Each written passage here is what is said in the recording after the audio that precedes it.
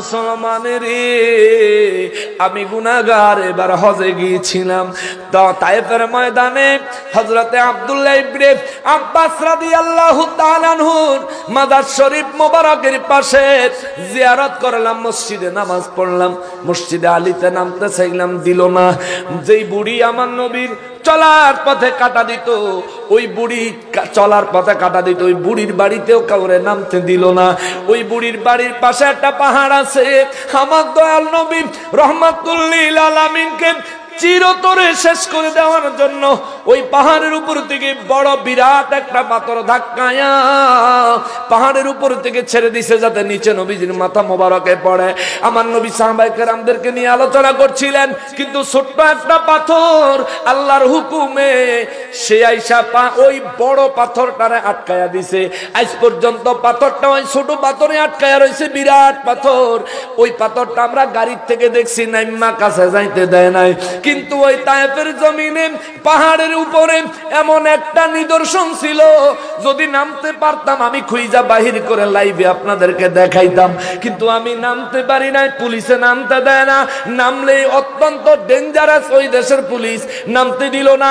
কেননা আমার নবী যেদিন তায়েফের ময়দানে যায় তায়েফবাসীর হাতে মার খায়া নবী অসুস্থ হইয়া তায়েফবাসীর মাইরে রাগাতে তীব্রতায় আমার নবী রাহমাতুল লিল আলামিন নিজের আত্মগোপন করার জন্য বকরির পালের ভিতরে, ছাগলের পালের ভিতরে যায় নবী আত্মগোপন করলেন। ছাগলগুলো, আমরা যদি কোনো মানুষ ছাগলের পালের ভিতরে ঢুকি, ছাগল চতুর্দিকে দৌড়ে চলে যাবে, কিন্তু আমার নবী ছাগলের পালের ভিতরে ঢুকলেন, ছাগলগুলি চতুর্দিক দিয়ে আমার নবীকে বেষ্টন দিলেন, আত্মগোপনের সুযোগ করে দিলেন। এমন সময়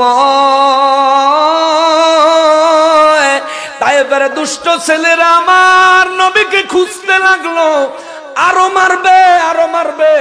আমার নবী ইতিমধ্যে 3 বার বেহুশ হয়েছেন, 3 বার হুঁশ হয়েছেন। নবী আমার রাহমাতুল লিল আলামিন বেহুশ হয়েও আত্মগোপন করার জন্য বকরির পালের ভিতরে লুকাইলে তায়েফে পাহাড়ের উপর থেকে একটা মহিলা দেখায় দিছিল, এ তায়েফের ছেলেরা কারে খোঁজো? কয় আব্দুল্লাহর বেটা মুহাম্মদরে খুঁজি। কয় কোন মুহাম্মদ? কয় হালিমায় যে দুধ পান করাইছিল, হালিমার ঘরে যে দুধ পান করছিল ওই ছেলে মুহাম্মদ, মক্কার কুরাইশ বংশের আব্দুল মুত্তালিবের নাতি আব্দুল্লাহর পোলারে খুঁজতাছি। ওই মহিলা পাহাড়ের উপর থেকে দেখায়া দিছিল, ওই যে বকরির পালের ভিতরে দেখা যায় তিনি লুকিয়ে আছে। আল্লাহ এত নারাজ হইছিল রে, ওই জিন্দা মহিলাটারে পুরা শরীর পাথর বানায়া দিছে। আল্লাহু আকবার। আজও ওই মহিলা পাহাড়ের ওই জায়গায়, যেই জায়গা থেকে দেখাইছিল ওই যে দেখা যায়, আজ এমনে রয়েছে, আজও পাথর হইয়া এমনে রয়েছে। 1450 বছর আগের ঘটনা, আজও পাথর হইয়া এমনে রয়েছে।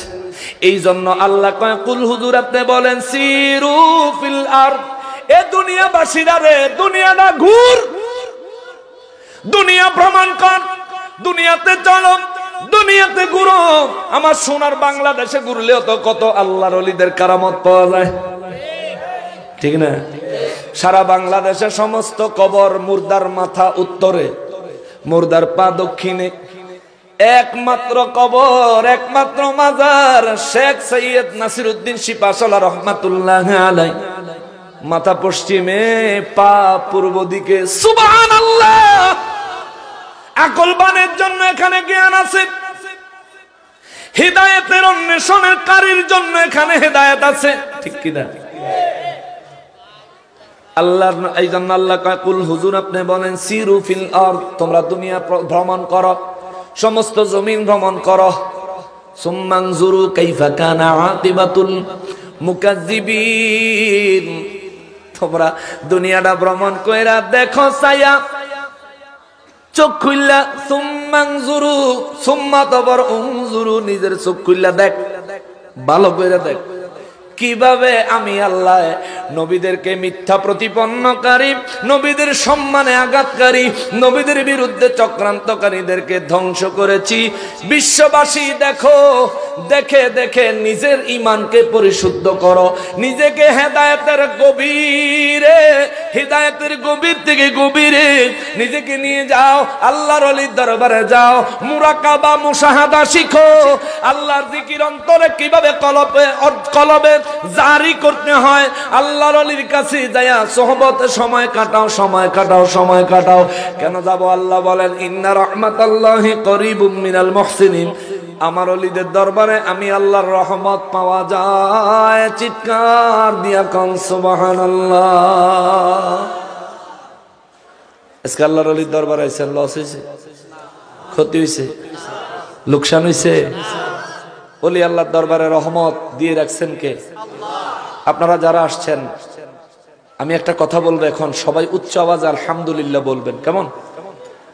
এই দরবারে আজকে যারা আসছেন, আল্লাহর কোরআনের ঘোষণা হইল ইন্না রাহমাতাল্লাহি করিবুম মিনাল মুহসিনিন, আপনারা প্রত্যেকে আল্লাহর রহমত প্রাপ্ত বান্দা হয়েছেন। আলহামদুলিল্লাহ। আরো জোরে, আরো জোরে, আরো মহব্বতে বলেন। আল্লাহ কবুল করুক, আল্লাহ মঞ্জুর করুক। সবসময় ওলি আল্লাহর দরবারে যাবেন, গোরস্থানে যাবেন, মা বাবার খেদমত করবেন, মা বাবা না থাকলে কবর জিয়ারত করবেন, বেশি করে দোয়া করবেন। যার মা বাবা আছে খেদমত করিয়েন, যার মা বাবা আছে খেদমত করিয়েন। নবীর মহব্বত অন্তরে পয়দা করিয়েন। পৃথিবীর সব কিছুর থেকে নবীর মহব্বত বেশি, নবীর ইজ্জত বেশি, নবীর সমর্থন যেন আপনার কাছে পৃথিবীর সব কিছুর থেকে বেশি হয়। যদি এইভাবে নিজেকে উপস্থাপন করতে পারেন, তবে আপনি ইমানদার, আল্লাহওয়ালা, নবীর প্রেমিক। নতুবা আপনার দুর্গতির কোনো সীমা। আমার যেটা নসিহত করার বলে দিলাম, মানা না মানা আপনার ব্যক্তিগত ব্যাপার। আমার জন্য দোয়া করেন।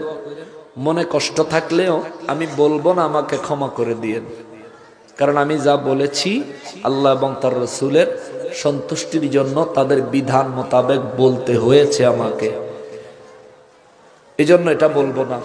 আপনারাও এই বিষয়ে সোচ্চার থাকবেন, সজাগ থাকবেন। ওয়া মা তাওফীকি ইল্লা বিল্লাহ।